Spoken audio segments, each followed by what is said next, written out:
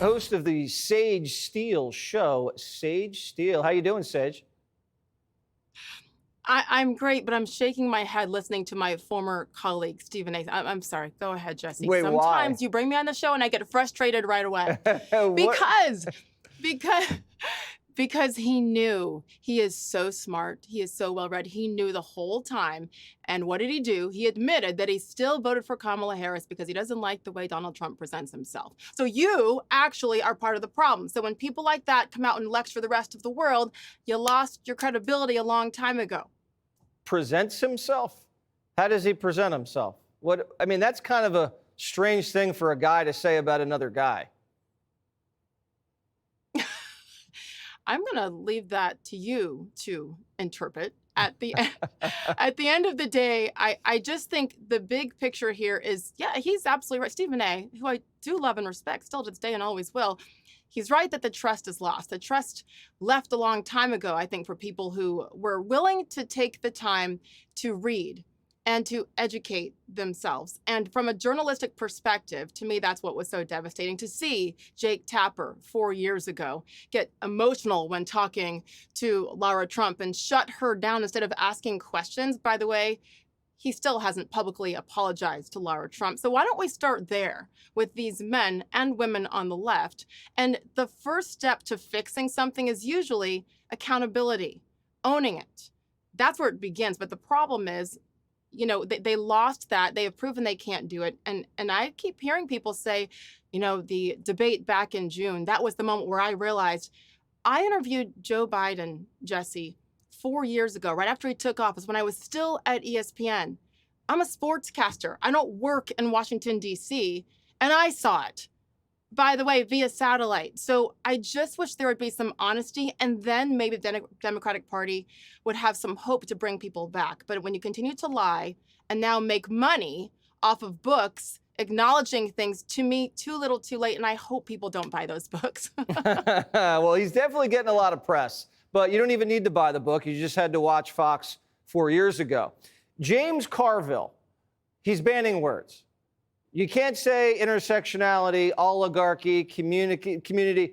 Do you think the Democrats should stop talking like college professors and just start acting like real people?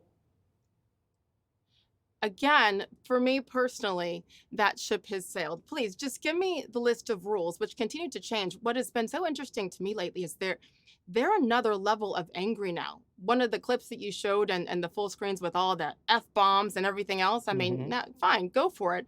But they seem to have kind of lost their mind. And instead of focusing on what can make their party better, bring them back, they're going nuts on other things. And to me, that is very, very telling. I think for years, the Democrats took for granted that people were just going to believe them because you know what? They did. They ran their campaigns much better than Republicans for years and years and years. And then they said, trust us, Chicago, New York, Los Angeles. And I think finally people didn't look at what they were saying, but the actual actions, as Stephen A. Smith said there.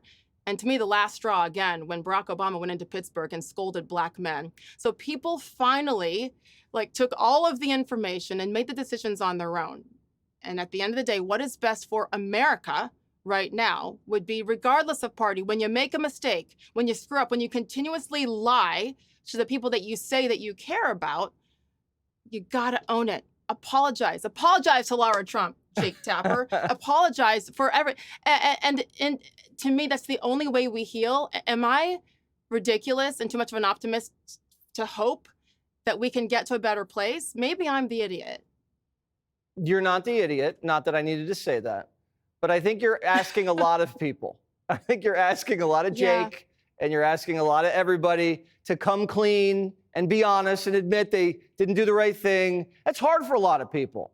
I mean, it's hard for everybody to say, I was wrong, I'm sorry. Especially guys. We never say we're sorry. We're never saying we're wrong. I trust that you would do that when necessary. But hey, it's not just the media. It is the White House. It is the former commander-in-chief. It is his wife, which, by the way, tell me why they keep putting him out there. But you know what? Thank you. Thank you. It provides further proof of the lies that they told for so long. All right, you're demanding apologies now, Jake Tapper and Dr. Jill. Yes. All right, the apology tour will commence. Sage, good to see you. Thank you as always. Click here to subscribe to the Fox News YouTube page to catch our hottest interviews and most compelling analysis. You won't get it anywhere else.